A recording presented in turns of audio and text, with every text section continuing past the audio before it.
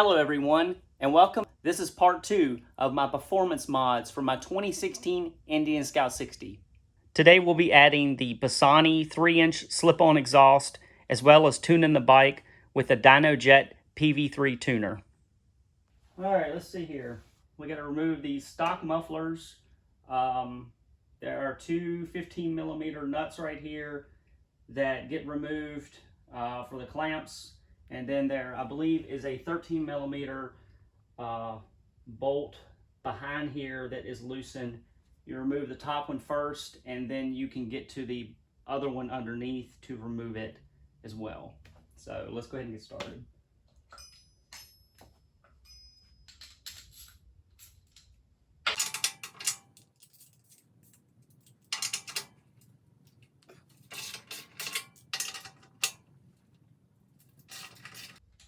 I'm not going to take these off all the way, just get them loose enough to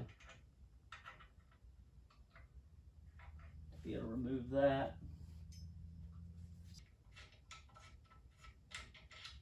Loose goose.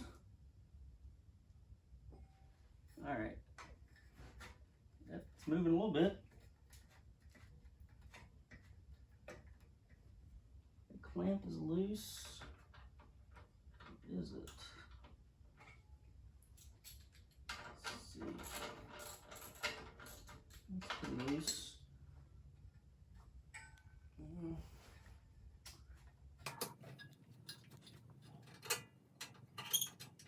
Well, she is loose as much as she can be. The struggle is real. It's definitely hard to remove, but it is moving. I've actually moved it maybe an inch or inch and a half. So doing this is, yes, it is a pain to do, but it will come off. It's just basically twisting and turning and pulling, but it will eventually come off.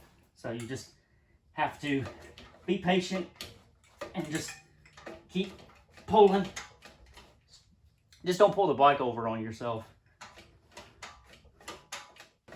There we go. All right, we got the last one to pull off here. Let's see what's up with this. All right, that's all loose. This should be fun. 5 minutes later. All right, just like the other one, this one is moving slowly, but it's getting there.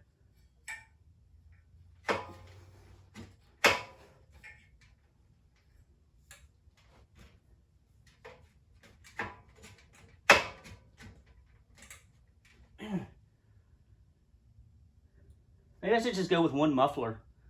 I mean, what do you think about that? I wonder if they've done that. It's just one stock muffler. You know, leave the other one straight. It probably wouldn't be too good on it, would it? All right, I think I figured the secret out to this is this clamp. It's a pain.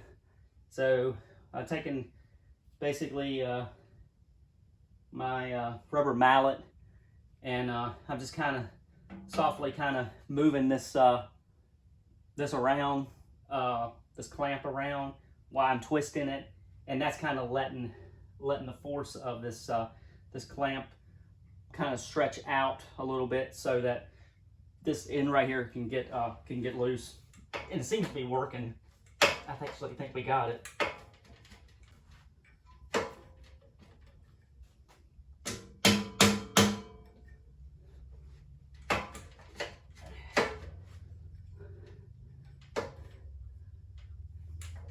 There we go.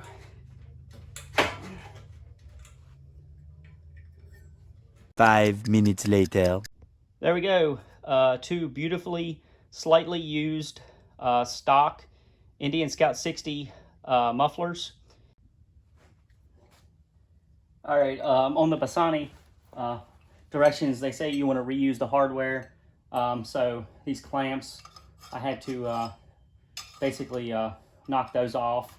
So took like a dead blow hammer or a rubber mallet or something and kind of beat on them until they come off. One wasn't too bad that it came off, but the other one was kind of stuck on there pretty well. So you definitely want to take both of these off and reuse them.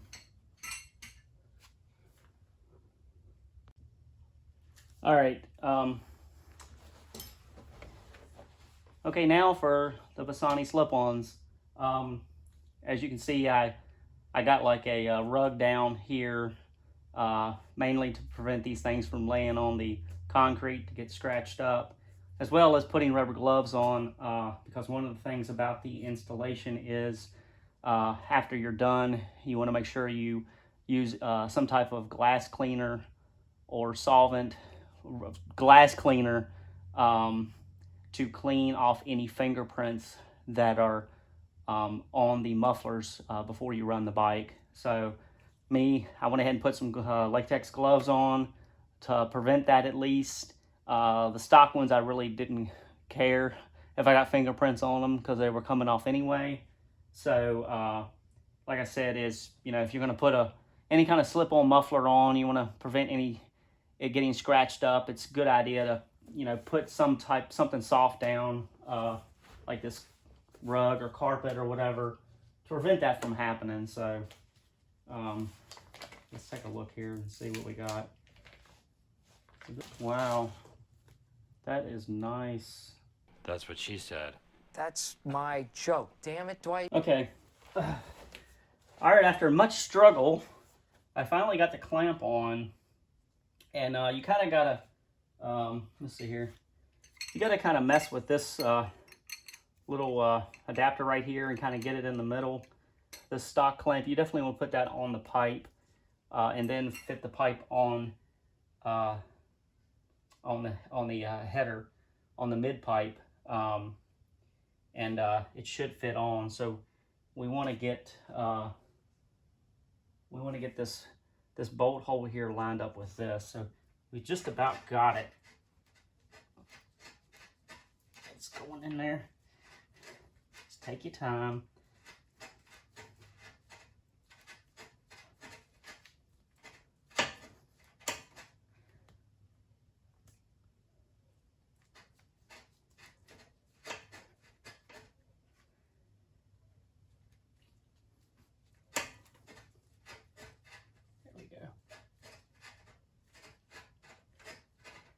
It'll be worth it in the end. All right, let's get the other one out. Okay. What I would do is I would dry fit the pipe on first without the clamp, so that these fingers here on the ends of these Bassani mufflers will kind of stretch out a little bit. So you kind of want to get it kind of dry fit. You don't have to push it on all the way, but just enough to kind of get it stretched out a little bit, and then you can take it back off and put the clamp on. All right, so I took the gloves off, had to turn the camera off for a little bit, and basically figure this thing out. So far, I've got both the pipes on. I basically had to stretch out this stock clamp and basically get the pipe fit in over top of it. So now I'm struggling with trying to get it back together with this screw. You'd think that they would send you like some better clamps or something, but this has been an absolute pain to deal with. I'm sure if I didn't have this heat shield here, it may make it easier, but I'm working with what I got. So 1 hour later. Okay, so it's installed. So basically, I was really struggling with this top clamp. Not to say that it's not impossible, but it nearly is impossible, at least for what I had to deal with. The stock clamps, they suck. So I don't know what Bassani was thinking. I mean, honestly, it's just use the stock clamps for both pipes and this 1 5/16 bolt right here that you put in and tighten everything up, and that's it. So let's go ahead and give it a we'll give it a fire. We'll fire it up here in just a few.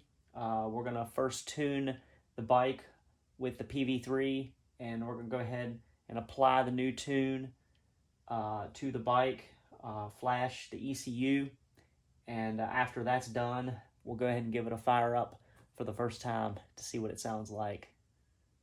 So yeah, I went ahead and cleaned both pipes with glass cleaner, and yeah, like I said, that clamp is a pain. Yeah, it's a real pain. With the DynoJet PV3, we're going to connect this diagnostic port right here into the side of our PV3 device, and then connect this into the diagnostic port on our bike. Now that we got the PV3 connected to the diagnostic port on our bike, as such, this typically has a boot on it. You want to remove that.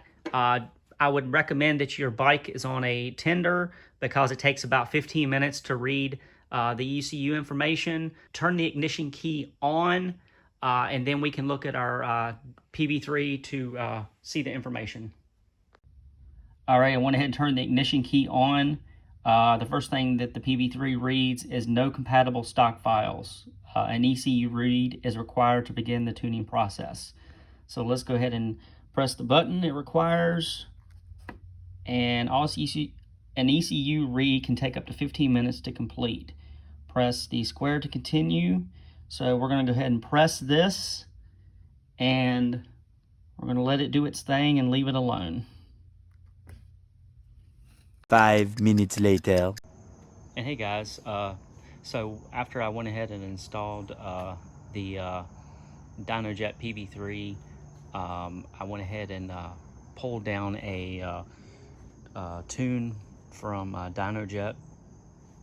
I'm actually waiting on the custom tune from Fuel Moto.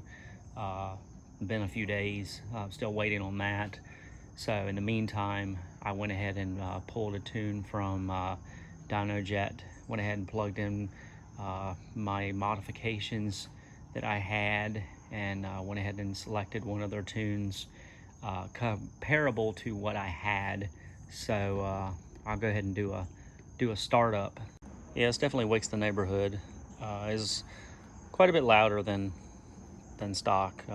Getting used to it, but I like it. It's awesome.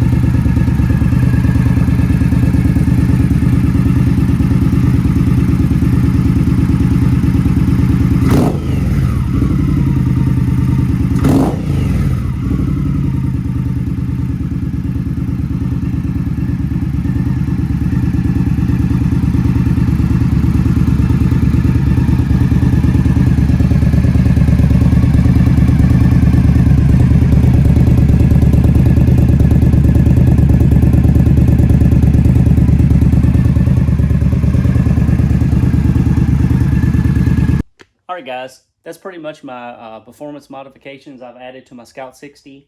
The Bassani slip-on 3-inch exhaust and the DynoJet PV3 tuner. I got the DynoJet PV3 from Fuel Moto. I'm still waiting to hear back from them for my custom tune.